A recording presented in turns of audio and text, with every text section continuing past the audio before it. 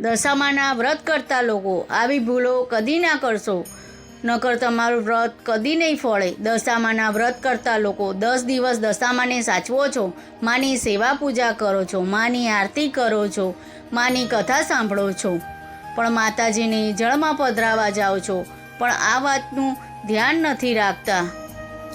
તો મારી રિક્વેસ્ટ છે કે માતાજીની મૂર્તિ જળમાં પધરાવતા પહેલાં આ વાતનું ખાસ ધ્યાન રાખો કે દશામાની કથામાં લખાયેલું છે કે મૂર્તિ જળમાં પધરાવો, પણ અમુક વ્રત કરતા લોકો માતાજીની મૂર્તિને રસ્તામાં મૂકીને જતા રહે છે।